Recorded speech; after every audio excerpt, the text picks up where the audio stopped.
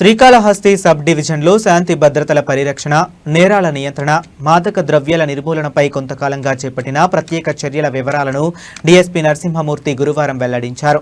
775 మందికి గంజాయి పరీక్షలు నిర్వహించగా 46 మందికి పాజిటివ్ వచ్చిందన్నారు. సప్లై చేస్తున్న నలుగురితో పాటు మరో 7గురిపై పీడీ యాక్ట్ నమోదు చేసి సెంట్రల్ జైలుకు తరలించినట్లు ఆయన స్పష్టం చేశారు.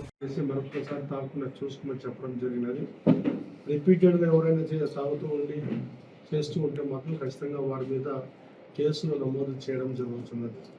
ఇప్పటిదాకా రిపీటెడ్గా గాంజా సప్లై చేస్తున్న వారిని గుర్తించి నలుగురి మీద పిట్ ఎన్డీపీఎస్ కేసులు పిట్ ఎన్డీపీఎస్ కేసులు నమోదు చేయడం, వారిని కడప సెంట్రల్ జైలుకు తరలించడం జరిగినది.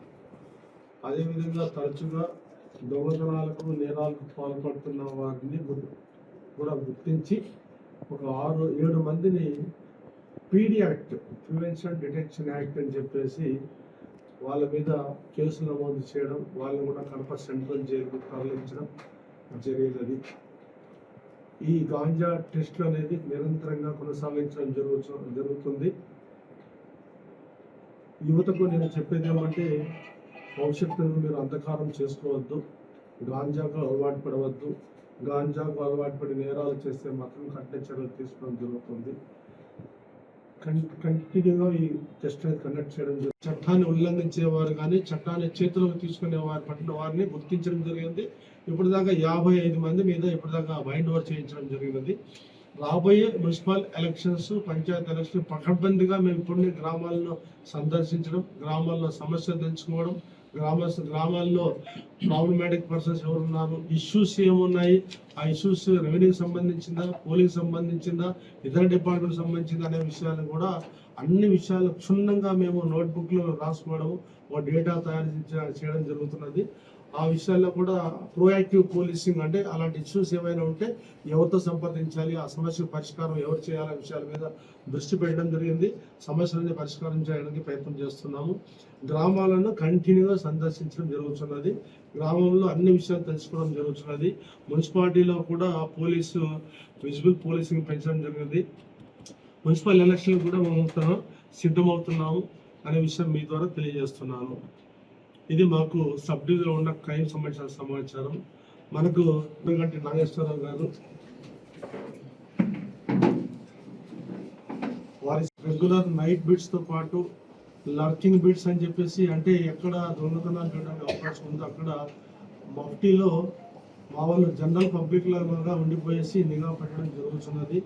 దొంగతనాలు జరగడానికి అవకాశం ఉన్న ఏరియాలో మా 1 టౌన్ ఇన్స్పెక్టర్ గారు, ఎస్ఐ గారు కూడా ఒక ఆటోను ఏర్పాటు చేయడం, ఆటోలో ఒక కొంత ఇన్ఫర్మేషన్ దొంగతనాలు జరిగే అవకాశం ఉంది, మీ ఆభరణాల జాగ్రత్త, మీరు ఇళ్లలో నుంచి బయటకు వెళ్ళేటప్పుడు పోలీసులకు సమాచారం ఇవ్వండి, బ్యాంకులో ఉంచుకోండి అని చెప్పేసి కూడా ప్రజలకు అవగాహన కలిగించే కార్యక్రమాలని రెగ్యులర్గా చేపట్టడం జరుగుతున్నది. అందరికీ తెలియజేయడం అంటే, కాళహస్తి పట్టణ ప్రజలకు మీ వస్తువులు, మీ ఆభరణాలు, విలువైన వస్తువుల పట్ల జాగ్రత్తలు తీసుకోండి. ఎవరైనా ఏదైనా పని మీద బయటికి వెళ్ళాలనుకున్నప్పుడు పోలీస్ స్టేషన్లో సంప్రదించి మేము బయటికి వెళ్తున్నాం సార్, మా ఏరియా మీద కొంత నిఘా ఉంచండి అని చెప్తే LHMS కెమెరాలు కూడా అరేంజ్ చేయడం జరుగుతుంది. ఆ ఏరియాలో నిఘా పెట్టడం జరుగుతుంది. కాబట్టి ప్రజలు వారి వస్తువుల పట్ల, విలువైన ఆభరణాల పట్ల వారు కూడా తగిన జాగ్రత్తలు తీసుకోవాల్సిన అవసరం ఉందని చెప్పి ఇక్కడ నేను తెలియజేస్తున్నాను. తర్వాత సుబ్రహ్మణ్య స్వామి తిరునాళ్ళు ఉన్నాయి, ఆడికృత్తిక అని అంటారు, 3 రోజులు. దీని మీద నిన్ననే కోఆర్డినేషన్ మీటింగ్ కూడా పెట్టుకోవడం జరిగింది. మనకు పట్టణంలో ఉన్న ఆల్ డిపార్ట్మెంట్స్ అధికారులు అందరూ కూడా ఈఓ గారు, ఆర్డీఓ గారు ఆధ్వర్యంలో అందరూ కూడా హాజరవ్వడం జరిగింది. అన్ని డిపార్ట్మెంట్లు ఎవరు డిపార్ట్మెంట్ వాళ్ళు చేయాల్సిన పనుల గురించి కూడా డిస్కస్ చేయడం జరిగింది. నేను, మా ఇన్స్పెక్టర్, అధికారులు అందరూ కూడా బందోబస్తు, ఎలాంటి బందోబస్తు ఏర్పాటు చేయాలి, ఎక్కడెక్కడ VIP entries, public entries, up down, guard down, ఇవన్నీ కూడా ఎగ్జిట్స్ ఇవన్నీ కూడా చూసాం మేము. పార్కింగ్స్ అన్ని కూడా మనకు పెద్ద పోసం కూడా ఉంటుంది 7వ తేదీ, దానికి కూడా మేము అన్ని ఏర్పాట్లు చేయడం జరుగుతుంది. సుమారు 250 మంది వరకు మాకు సిబ్బందిని ఏర్పాటు చేయడం జరుగుతుంది. ఎస్పీ గారు కూడా ఎంతమంది కావాలని చెప్పి రిక్వెస్ట్ పంపడం జరిగింది. ఈ ఆడికృత్తిక ఉత్సవాలు కూడా